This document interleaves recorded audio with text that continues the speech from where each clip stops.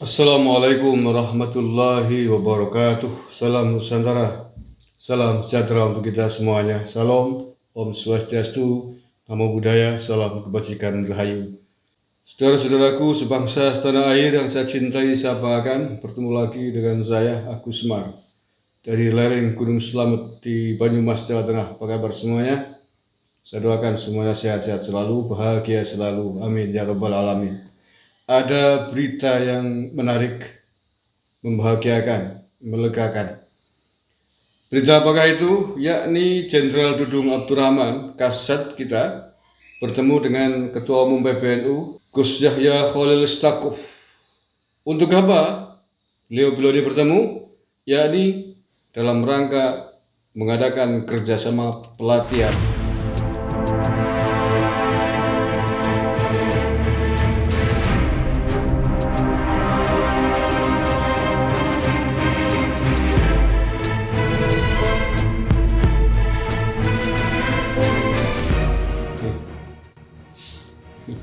Ayo ngono, kadrun kelimpungan pasti mendengar berita ini. Nangis darah ya syukur nangis ngono. Dalam rangka menjalin hubungan kerjasama antara TNI AD dengan Gerakan Pemuda Ansor dan pasukan Banser. Saya baca ini ya beritanya. Ketua Umum PBNU temui Dudung susun rencana TNI AD latih GP Ansor.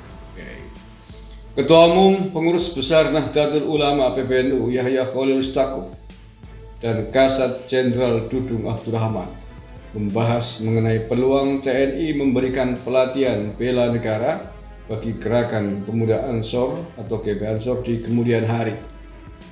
Pelatihan bela negara bagi Gerakan Pemuda Ansor.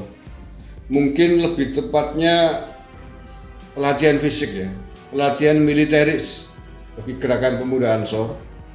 Kalau tentang bela negara, semangat membela bangsa dan negara, semangat membela NKRI ini jangan ragukan Gerakan Pemuda Ansor dan Banser. Belum tentu, mohon maaf, belum tentu semangat jihad membela negara yang dimiliki oleh para Banser dengan prajurit TNI belum tentu kalah.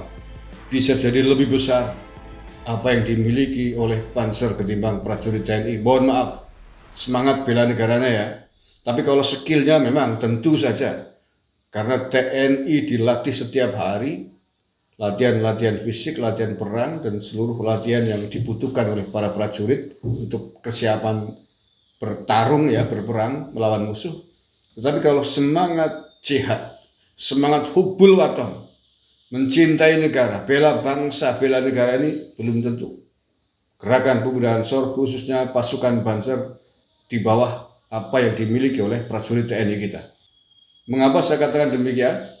Karena Banser membela negara, membela bangsanya tanpa digaji oleh negara. Tidak digaji oleh negara, ikhlas.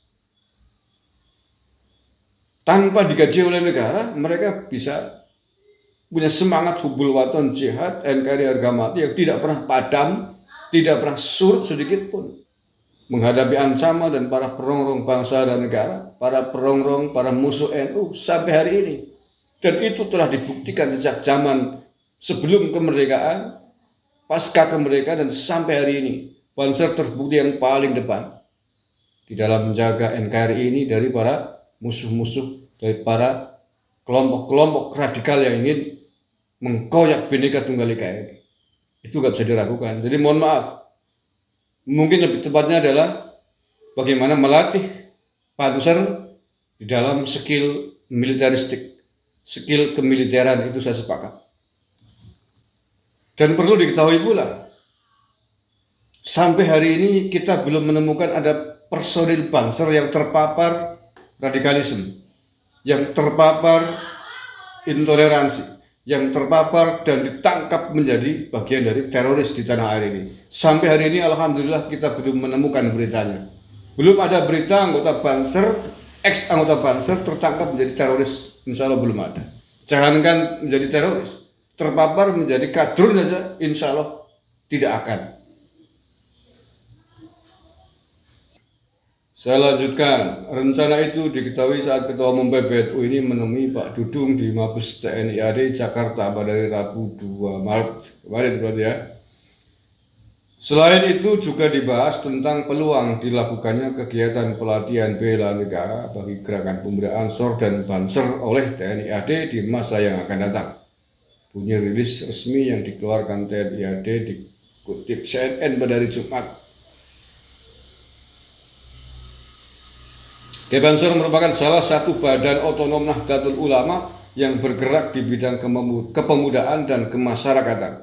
Banser sudah berdiri sejak Muktamar NU ke-9 pada tanggal 24 April 1934 di Banyuwangi. Gus Yahya mengatakan selama ini NU memiliki kesamaan pandangan dengan TNI AD dalam menjaga keutuhan NKRI. Ia pun menyampaikan bahwa agama Islam tidak seharusnya dijadikan sebagai alat untuk memecah belah. Sebaliknya, umat Islam juga jangan mudah dipecah belah.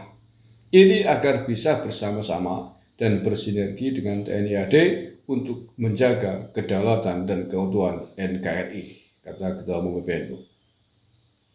Pertemuan antara dua tokoh ini dinilai sebagai keakraban antara kiai dan santri, di mana Dudung Abdurrahman mengatakan saat mudanya pernah menjalani kehidupan sebagai santri.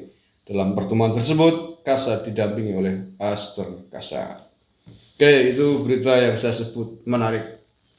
Berita yang harus dan wajib kita syukuri. Sinergitas antara Banser dan TNI tentu akan menjadi penguat pilar tersendiri untuk keutuhan bangsa dan negara ini dari rongrongan-rongrongan yang semakin kesini semakin menggila, justru dilakukan oleh anak-anak bangsa sendiri. Bukan oleh orang-orang luar, orang asing, tapi oleh anak-anak bangsa sendiri yang sudah terpapar virus kadrun dan hari ini terpapar bermutasi menjadi virus Omikron. Yakni tidak hanya menyasar orang-orang berdarah keturunan gurun, tapi juga orang-orang kita. Londo-londo ireng, Cina-Cina ireng. Tapi karena kegoblokannya, kebodohannya, kemudian terjangkiti virus kadrun, maka disebut virusnya Omikron. Jadi mutasi dari virus kadrun. Kita harus waspada ancaman laten bahaya virus Omikron ini. Karena taruhannya bukan hanya satu orang, tapi bangsa dan negara. Taruhannya bisa merobohkan merah putih, bisa menghancur leburkan Bhinneka Tunggal Ika yang kita cintai dan kita banggakan.